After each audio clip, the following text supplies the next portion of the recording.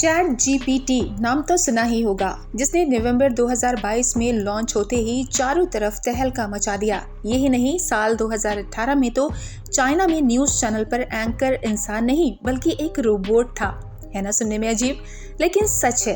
और हाँ, साल 2021 की इंटरनेशनल डेटा कॉरपोरेशन की आर्टिफिशियल इंटेलिजेंस की रिपोर्ट के अकॉर्डिंग सॉफ्टवेयर, हार्डवेयर और इनसे रिलेटेड सर्विसेज का रेवेन्यू साल 2024 तक $554 बिलियन से ज़्यादा होने की उम्मीद है। तो क्या आने वाले कुछ सालों में इंसानों की बेरोजगारी दर में गिरावट आएगी और रोबोट को मिलने वाले रोजगार में बढ़ोतरी होगी?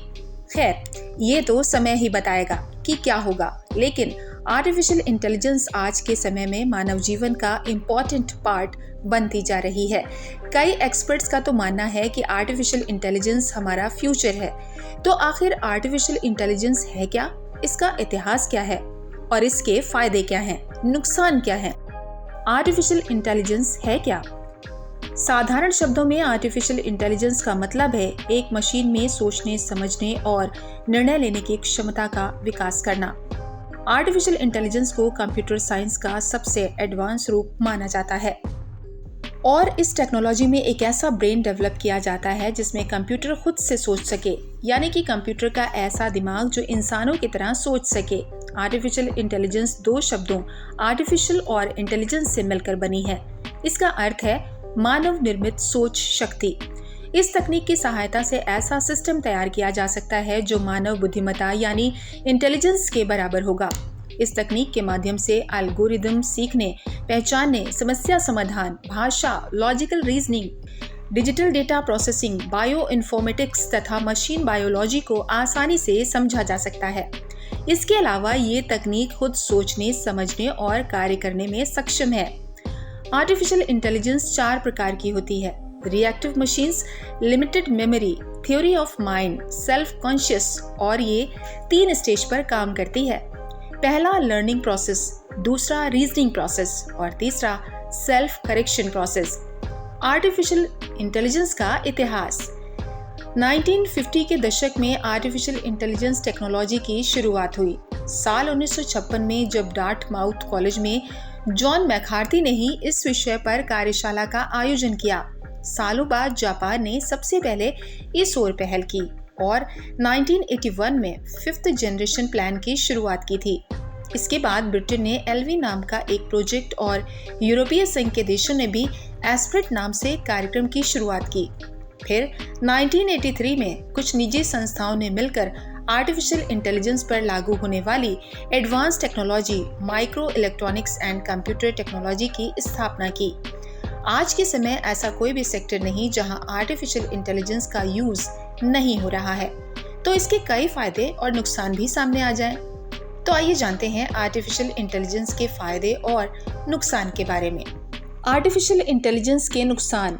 आज के समय में chat GPT, Alexa, Google assistant, Siri जैसे आर्टिफिशियल इंटेलिजेंस गैजेट का मोस्टली लोग यूज कर रहे हैं, जो हमारे दिमाग पर हावी होने के साथ साथ हमें यूजलेस बना रहे हैं। साथ ही साल 2018 में एक चाइनीज न्यूज चैनल पर इंसान की जगह एक रोबोट न्यूज एंकर बना, जो इस बात की तरफ इशारा करता है कि आने वाले समय में आर्टिफिशियल इंटेलिजेंस इंसानों को बेरोजगारी की तरफ धकेलेगा। वहीं दूसरी तरफ इंसानों और आर्टिफिशियल इंटेलिजेंस को कोई चीज़ अलग बनाती है तो वो है एथिक्स और मोरालिटी। इन दोनों के अभाव में आर्टिफिशियल इंटेलिजेंस गलत और सही का पता नहीं लगा सकती। तो अगर कोई टेक्नोलॉजी आतंकवादियों और नक्सलवादियों के हाथ लगती है तो इससे मानव जाति को बहुत बड़ा खतरा हो सकता है। यही नहीं, रोबोट्स इस टेक्नोलॉजी के जरिए अपने आप को डेवलप करके इतना खतरनाक बना सकते हैं, इससे मानव जाति का अंत भी हो सकता है। आर्टिफिशियल इंटेलिजेंस के फायदे। आर्टिफिशियल इंटेलिजेंस तकनीक से देश के मेडिकल और बीमा सेक्टर को सबसे ज़्यादा फायदा होने वाला है, क्योंकि इस टेक्नोलॉजी से डॉक्टर्स और साइंटिस्ट को रिसर्च में तो मदद मिलेगी, साथ ही इस टेक्नोलॉजी के सहारे मरीजों का और भी बेहतर तरीके से इलाज संभव होगा। वहीं स्पोर्ट्स में भी इसकी मदद से बहुत फायदा होगा। खिलाड़ी इस टेक्नोलॉजी का यूज़ करते हुए अपनी परफॉर्मेंस पर नज़र रख सकेंगे। आर्टिफिशियल इंटेलिजेंस से स्कूल और कॉलेज से लेकर कृषि के क्षेत्र से जुड़े लोगों की जिंदगी में भी बड़ा बदलाव आने वाला है, क्योंकि मशीनें बिना थके कोई भी काम लगातार कर सकती हैं।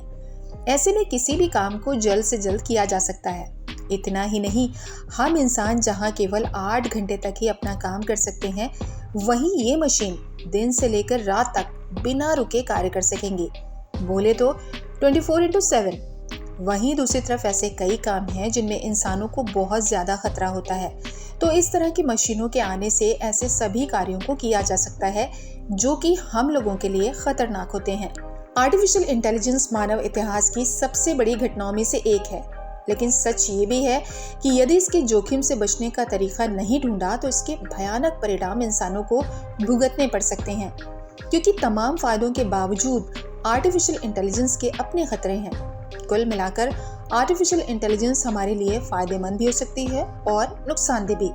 वैसे आपको क्या लगता है, आने वाले समय में आर्टिफिशियल इंटेलिजेंस हमारे लिए फायदेमंद होगी या नुकसानदेह? और क्या आर्टिफिशियल इंटेलिजेंस इंसानों को खत्म कर देगी? कमेंट सेक्शन में अपनी राय जरूर लिखें। साथ ही अगर आपको वीडियो अच्छा लगा तो वीडियो को लाइक, चैनल को सब्सक्राइब जरूर करें और ऐसी कॉमेडी वीडियोस की नोटिफिकेशन तुरंत पाने के लिए उस बेल आइकन को दबाना ना भूलें। धन्यवाद।